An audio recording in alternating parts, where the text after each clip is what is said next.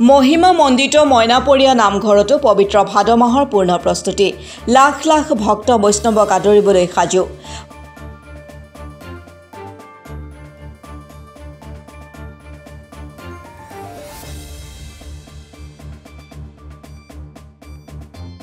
পূৰ্ব পৰম্পৰা অনুসৰি এই বছৰৰ পবিত্ৰ ভাদ মাহৰ নাম প্ৰসংগ আৰু ভাগৱত পাঠৰ বাবে পূৰ্ণ প্ৰস্তুতিৰে মহিমা মণ্ডিত মইনাপৰীয়া নামঘৰতো ব্যাপক প্ৰস্তুতি চলিছে 17 আগষ্টৰ পৰা আৰম্ভ হ'বলগীয়া আৰু 17 ছেপ্টেম্বৰত সামৰণি পৰিবলগীয়া কাৰ্যসূচী অনুসৰি বৰসবাহ ভাওনা কাৰ্যসূচীৰে সামৰণি পৰিব উল্লেখ্য যে এই মাহজোৰা নাম প্ৰসংগৰ বাবে লাখ লাখ ভক্ত বৈষ্ণৱক আদৰিবলৈ নামঘৰৰ চৌহদ প্ৰাংগণ চূণ তেল দি উজ্বলাই তোলাৰ লগতে স্বাস্থ্য প্ৰশাসন সকলোবিলাক প্ৰস্তুতি সম্পূৰ্ণ কৰি তুলিছে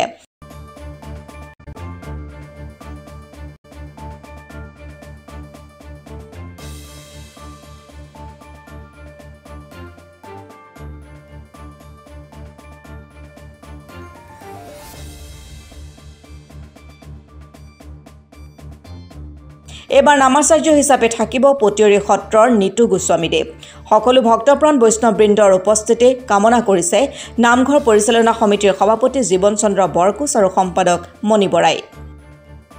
মইনাপৰীয়া নামঘৰ পৰিচালনা সমিতিৰ তৰফৰ পৰা ভাদ মাহত ভক্তপ্ৰাণ ৰাইজক আমি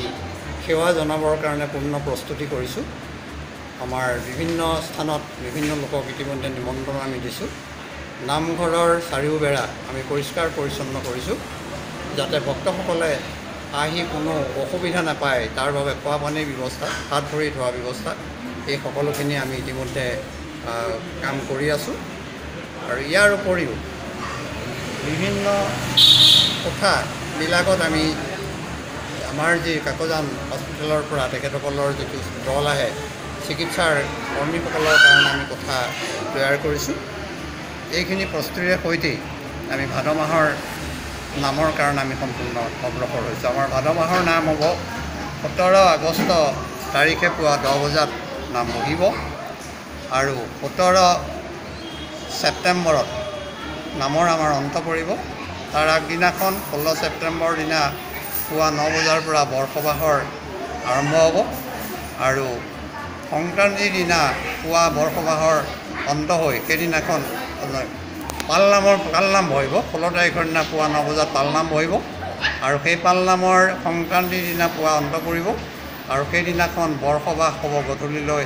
ভাওনাৰ সৈতে ভাদ মাহৰ সকলো কাৰ্যসূচী অন্ত পৰিব প্ৰসংগীয় নাম হ'ব আপোনাৰ আমাৰ ইতিমধ্যে পুৱা 7 বজাত হ'ব দুপৰীয়া 11 বজাত আৰু সন্ধ্যা পুনৰ 7 বজাত আমাৰ নাম প্ৰসংগ হ'ব পূৰ্বৰ দৰে এইবাৰ আপুনি কেনেকৈ ভাবিছে যে এইবাৰ ভক্তসকলৰ সমাগম কেনেকুৱা বুলি ভাবিছে নিশ্চয় আমি আশা ৰাখিছোঁ কাৰণ ভক্তসকলৰ সমাগম এইবাৰ প্ৰতি বছৰেই বৃদ্ধি পাই গৈ আছে এই বছৰো আমাৰ ভক্তসকল পুনৰ পূৰ্বতকৈ বৃদ্ধি পাব বুলি আমি এটা ধাৰণা কৰিছোঁ চলি আছে ধুতি পিন্ধিব লাগিব মহিলাসকলেও মেখেলা চাদৰ পিন্ধিব লাগিব শাৰী পিন্ধি বা শাৰী পিন্ধি তাত প্ৰৱেশ কৰিব নোৱাৰিব সেইটো আমাৰ পৰম্পৰা অক্ষুণ্ণ থাকিব আপোনাৰ পূৰ্বৰ তুলনাত আপোনালোকৰ নামঘৰ পৰিসৰ যথেষ্ট ডাঙৰ হৈছে এই বছৰ আপুনি কিবা নতুন কাৰ্যসূচী লৈছে নেকি আমি নতুন কাৰ্যসূচী ইতিমধ্যে লৈছোঁ আমাৰ অসম চৰকাৰৰ পৰা আমি দুটা নামঘৰৰ সাহায্যাৰ্থ আমি পাইছোঁ এক হ'ল আপোনাৰ অতিথিশালা নিৰ্মাণৰ কাৰণে 1 কোটি টকা আৰু আন্তঃগাঁথনি নামঘৰৰ বাবে আমাৰ প্ৰায় 50 লাখ টকা দিছে সেইফালৰ পৰা কাম চলি আছে নেকি কাম ইতিমধ্যে আমি আৰম্ভ কৰিছোঁ কাৰণ প্ৰথম কাম হ'ল আমাৰ বহুদিনৰ আগতেই নামঘৰত যে আমাৰ লাইটৰ ব্যৱস্থা আছিল সেইখিনি আমি পুনৰ নৱীকৰণ কৰিবলৈ বিচাৰিছোঁ আৰু ইতিমধ্যে আমাৰ পইচা দিয়াত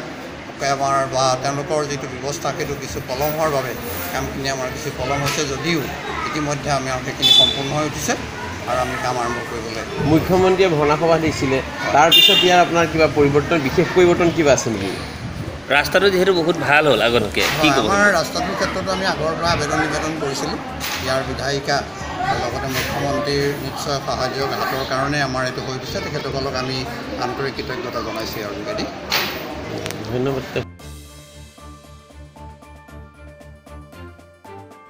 টিয়কৰ পৰা বিৰাজ বৰা ৰিপৰ্ট অসম টুডে